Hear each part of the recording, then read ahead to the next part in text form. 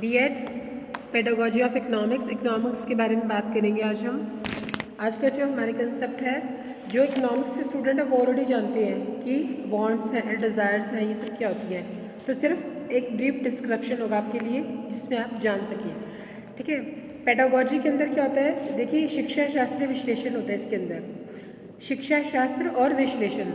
और इसमें क्या करते हैं हम लोग, अध्यापक क्या करते हैं, क्या भूमिका निभाता है, मतलब इसको जो भी सब्जेक्ट है, जो भी हमारा विषय है उसके बारे में डिटेल में नॉलेज हो आपको, आप अच्छी तरह से इसको संपादित कर पाएँ, पढ़ पाएँ और उसके परिणामों की उपलब्धि के बारे में जान पाएँ और जो हमारे अधिगम के उद्देश्य है उनकी जो है पूर्ति हो पाए और इनके बारे में समझ पाएँ।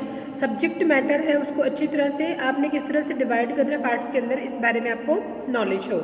और साथ में क्या हो, इसे हम क्या कहते हैं, इस तरह किया जाता है ताकि बच्चे जो है आसानी से जो है उनको खंडों में तोड़ तोड़ कर अच्छे से उनको डिवाइड करके जो है जान पाएँ और शिक्षा अधिगम के उद्देश्यों की पूर्ति हो सके सफलतापूर्वक। विषय वस्तु प्रकरण शिक्षण अधिगम अनुभवों की जो टूल टेक्निक्स हम लोग यूज़ कर रहे हैं, टेक्निक यूज़ कर रहे हैं, जो व्यू रचनाएं हैं, इन सब के बारे में या जो भी सहायक सामग्री है इन सब के बारे में हम अच्छे से जान पाएँ, ठीक है। तो और एट द एंड क्या है, मूल्यांकन कर पाएँ और मूल्यांकन से जो हमें रिजल्ट मिल रहे हैं उनके बारे में हमें नॉलेज हो, इनके बारे में हम जान पाएँ। तो ये है हमारा शिक्षा शास्त्रीय विश्लेषण यानी कि पेडागोजी एनालिसिस। क्या बोलेंगे इसको,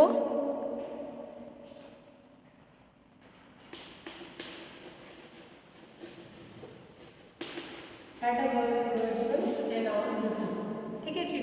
और किसके बारे में कर रहे हैं आज हम लोग, वांट्स की बात कर रहे हैं। इसका यूज़ क्यों करते हैं देख लेते हैं। इसका यूज़ किया करता है विषय वस्तु को अच्छी तरह से उसको खंडों में, इकाइयों में और प्रकरणों में बांटा जा सके और कक्षा में जिस टॉपिक का अध्ययन कराया जा रहा है उसके बारे में बच्चों को अच्छे से समझाया जा सके। और क्या है, साथ में अनुदेशनात्मक उद्देश्यों को पूरा किया जा सके, उनका निर्माण किया जा सके और उनके बारे में जो भी विधियाँ यूज़ की गई है उनके बारे में हमें अच्छे से नॉलेज हो, ठीक है। अब आज का जो कंसेप्ट है, टॉपिक है हमारा, वो रहेगा वांट्स के बारे में। आवश्यकता क्या है और उनका वर्गीकरण कैसे करते हैं। आवश्यकता हम सब लोग जानते हैं। आवश्यकता को क्या बोलते हैं, डिज़ायर हो गया, डिमांड्स हो गया और वांट्स हो गया, तीनों एक ही कंसेप्ट है। चाहे आप डिज़ायर लिखिए, चाहे आप वांट्स लिखिए, चाहे आप डिमांड्स लिखिए। अब इकोनॉमिक्स में क्या बात होती है हमारी, यूजुअली डिमांड की बात होती है, मांग की बात होती है। मांग क्यों की जाती है, जब लोगों की आवश्यकताएं, लोगों की चाहत जो है बढ़ जाती है, या यूँ कहिए कि लोगों को एक चीज़ की ज़रूरत है तो उसे मांग कहा जाता है, इच्छा कहा जाता है। इच्छा क्या है, इच्छा मन के ऊपर निर्भर करती है, लालसा है, कामना है। लेकिन वांट्स क्या है, हमें एक चीज़ की ज़रूरत है। डिज़ायर क्या है, इच्छा है। तो क्या है, इसके बारे में क्या है, ये तीन तत्व हैं, इच्छा पूर्ति के लिए पर्याप्त साधन और जो है इच्छा पूर्ति के लिए साधनों को त्यागने की तत्परता। अब कारण क्या है, हमारी जो causes the of origin of wants है, कौन कौन से कॉजेज हैं, उसके क्या कारण है। नंबर एक साइकोलॉजिकल हो गया, शारीरिक तत्व हो गए, हमें किसी चीज़ की ज़रूरत है, अब हम रोटी की हमें ज़रूरत है, कपड़े की हमें ज़रूरत है, ठीक है। इन सब के बारे में आप लोग जानते हैं क्योंकि इकोनॉमिक्स पढ़ी है। और क्या है, मकान की ज़रूरत है क्योंकि हमें वहाँ रहना होता है। तो क्या है, ये जो हमारी इच्छाएँ हैं और जो हमारी डिज़ायर्स हैं वो जो है लगभग सेम है, लेकिन डिपेंड करता है हमारी नीड्स के ऊपर। फिर है कल्चर और सिविलाइजेशन की बात हो गई, एजुकेशन और जनरल नॉलेज की बात हो गई, फिर है नेचर हो गया, हैबिट्स हो गई और फैशन हो गया, देन एडवर्टीजमेंट हो गई और हमारा क्या हो गया, सेटिस्फेक्शन हो गया या फिर सेल्समैनशिप हो गया। वांट्स हो गया, सेटिस्फाइंग एक्टिविटीज़ हो गई, इन ये सब जो है देखा जाता है। सबसे पहले क्या होती है, आवश्यकताएँ होती हैं, देन उसको हम पार्ट्स में डिवाइड करते हैं, क्लासिफिकेशन करते हैं। अनिवार्यता हो गई, नेसेसिटीज़ हो गई, आरामदायक हो गया और विलासता की वस्तुएं हो गई, विलासता हो गई।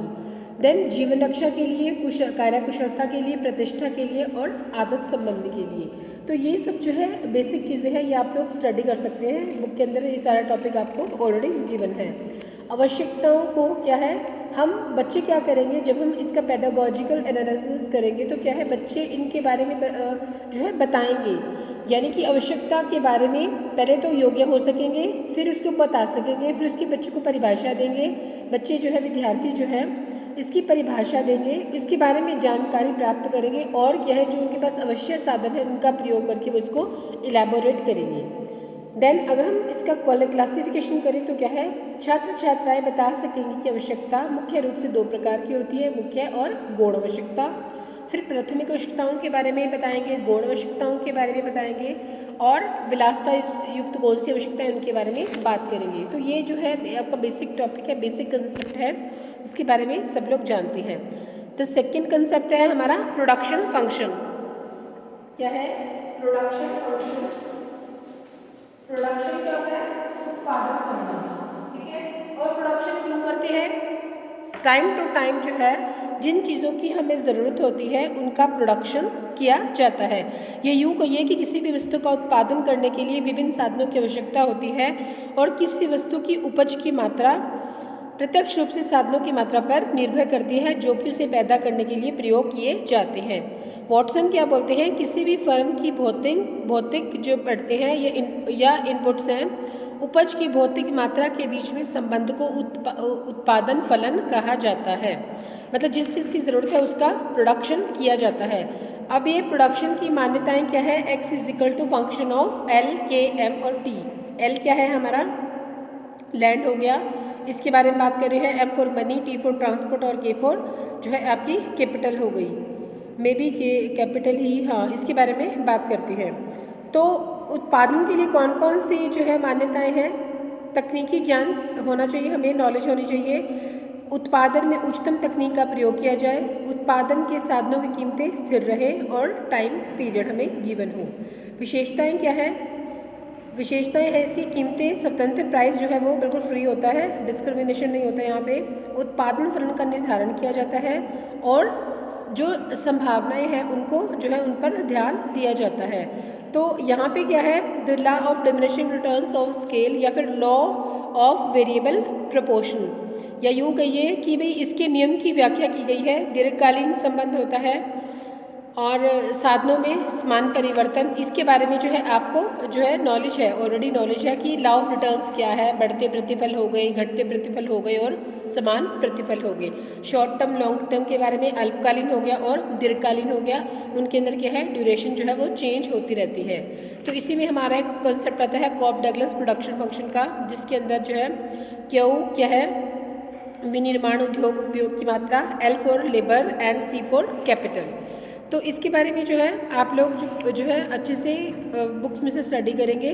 देन जो हमारी नेक्स्ट कंसेप्ट है वो मोनोपोली के बारे में। मोनोपोली क्या है? मोनोपोली के अंदर प्राइस डिस्क्रिमिनेशन कैसे होता है? मोनोपोली जानते हैं क्या है? एक अधिकार, उसके अंदर जो प्राइस डिस्क्रिमिनेशन है वो जो है एक जो फर्म है वही अपना प्राइस डिस्क्रिमिनेशन करती है। देन उसके बाद क्या है? ये जो हमारे कंसेप्ट है ये हमारे बेसिक कंसेप्ट है और जो स्टूडेंट है इकोनॉमिक्स के वो ऑलरेडी इन बातों को जानते हैं, ठीक है। तो इन पर हम ज़्यादा समय नहीं लगाएंगे, एक ब्रीफ डिस्क्रिप्शन है, जिसको भी कोई भी क्वेरीज हो वो आके मुझसे बात कर सकता है, हम तब डिटेल में स्टडी कर लेंगे। और वहीं पर जो है यहाँ पे हम लोग थोड़ा सा और बात करेंगे पॉपुलेशन के बारे में, इंडियन पॉपुलेशन के बारे में कि क्या क्या डेमोग्राफी फीचर्स होती हैं इंडियन पॉपुलेशन की, ठीक है जी। क्या होता है डेमोग्राफिक फीचर्स, क्या है? किस तरह की जलवायु है, जन्म दर, मृत्यु दर क्या है, मोर्टेलिटी रेट क्या है, बर्थ रेट क्या है, और पॉपुलेशन डेंसिटी क्या है, सेक्स रेशो क्या है, जीवन प्रेशर, लाइफ एक्सपीरियंसी क्या है। उसके बाद आपको लिटरेसी के बारे में बताना है, लिटरेसी क्या है।